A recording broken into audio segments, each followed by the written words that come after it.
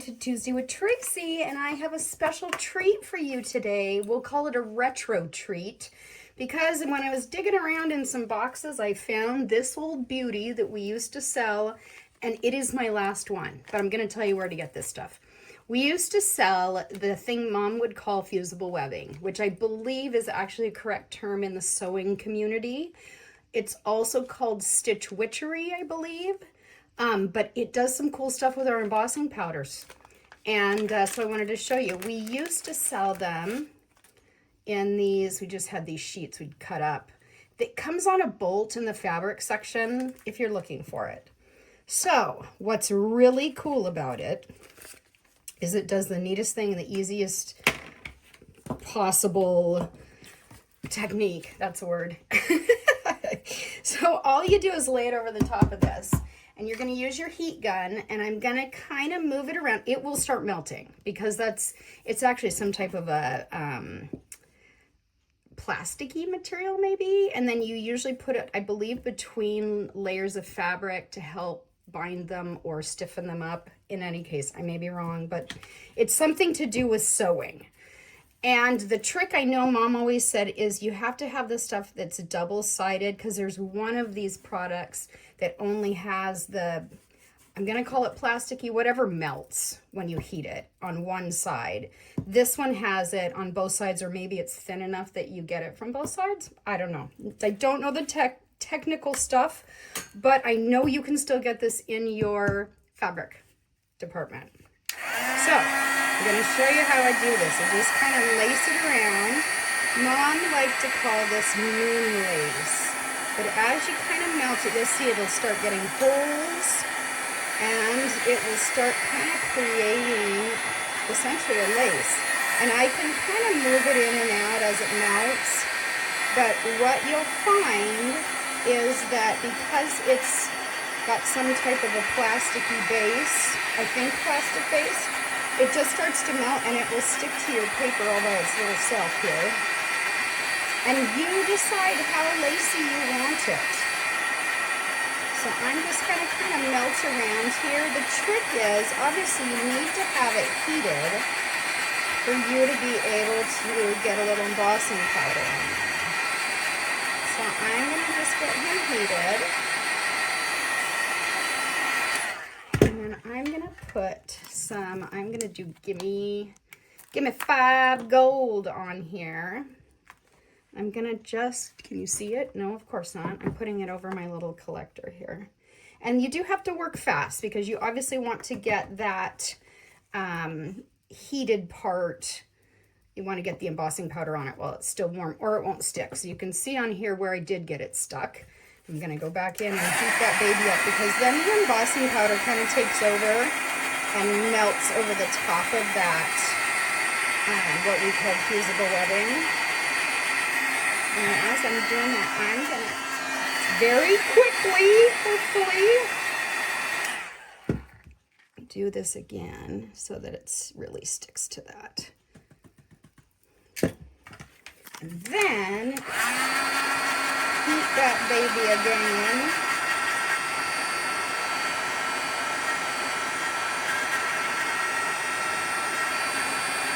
So now I'm melting the embossing powder where it's stuck to that fusible webbing.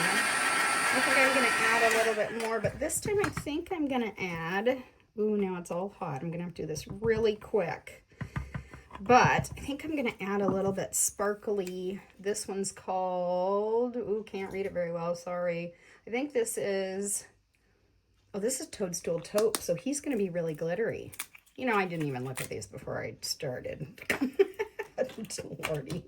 Anyway, so I'll heat him up a little bit more, and then I'll add some of that toadstool.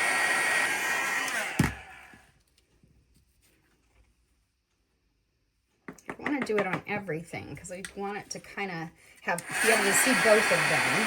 Now, I'm going to stop at this point just because I don't need to keep going to let you know what this looks like. But I want to show you here that you can cut these pieces now and use them on your card, or you could use, if I keep layering and I would put a little more sparkle over here, and I could use this whole thing as a card background. And the beautiful thing with the metallics in our embossing powders is on dark cardstocks, they come out just obviously nice contrast, super spectacular. But you can also do the same thing with a light, or in this case, white, cardstock. So I will do that one next. So now I want to show you the white, and what you'll notice as I do this, I'm going to kind of start flipping in some of this. Flipping in, I don't know if that's the right word, but anyway, I'm going to kind of scrunch and move it around as I heat it, just to give it a little more texture, because I'm going to do kind of a soft color on this white. So watch how I'm doing this.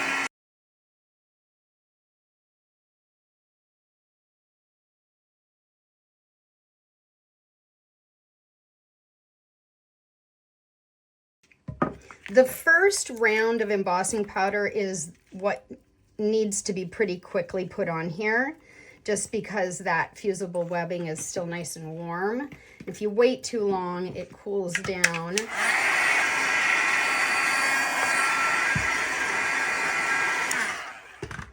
Okay, so you see me doing a little behind the back of this guy because I cheated and used a glossy paper. Didn't realize that as I heated it, the glossy part made it curl up more. So I apologize. But you can see the layering is kind of what makes it cool.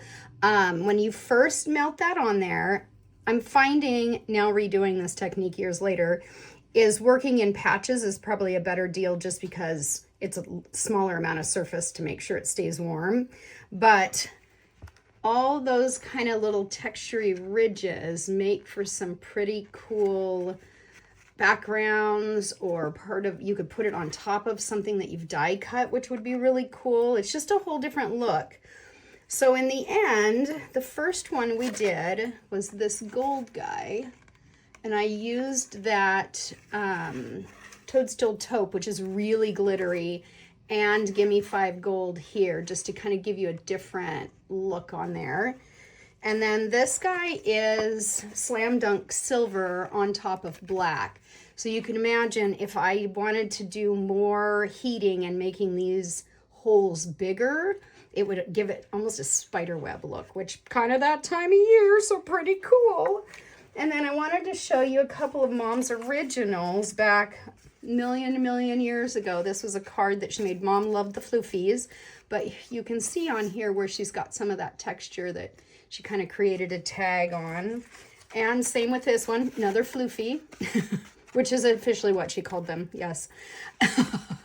But you can see on this guy too, she did a little bit more with some sprays to kind of get that cheetah look, which I did in another one of my Tuesdays, but she also used the fusible webbing on there to get some of that texture. So just another thing that you get to try out and play around with is this fusible webbing, stitch witchery, not sure whatever else name they come by nowadays. So thank you again for joining me on Tuesday with Tracey.